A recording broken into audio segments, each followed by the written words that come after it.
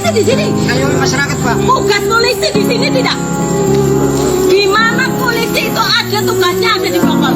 Pasal berapa yang mengatakan bahwa polisi bekerja di kebun? Pasal berapa, Pak? Jelaskan semuanya.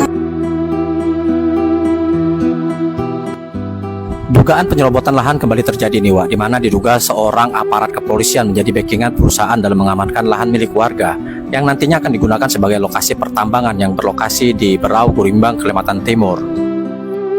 Dalam video yang beredar, nampak sejumlah aparat kepolisian pun diduga bersama pihak perusahaan akan melakukan loading point di tanah milik warga yang saat itu mendapat perlawanan dari pemilik lahan yang tak terima karena lahan mereka diserobot tanpa izin oleh pihak perusahaan dengan alasan mereka akan melakukan pengeboran.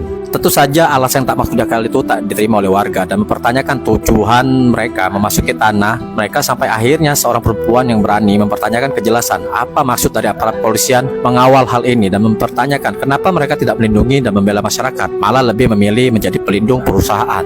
Diduga lahan yang digunakan ini pun belum diselesaikan oleh pihak perusahaan seperti apa ganti ruginya, sehingga dengan tiba-tiba tanpa izin mereka hendak mengeksekusi lahan milik warga dengan membawa sejumlah aparat kepolisian di sana.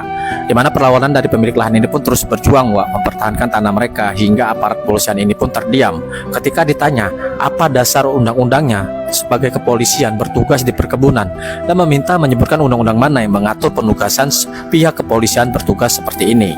Tak ayal aksi warga yang mempertahankan tanah mereka ini pun menuai simpati warganet di media sosial dan mengecam keras aksi oknum aparat kepolisian yang sudah menjadi tameng pelindung perusahaan di sana. Yang mana warganet pun menyemangati masyarakat setempat untuk tetap tak terintimidasi dengan ancaman yang mungkin mengancam mereka di sana.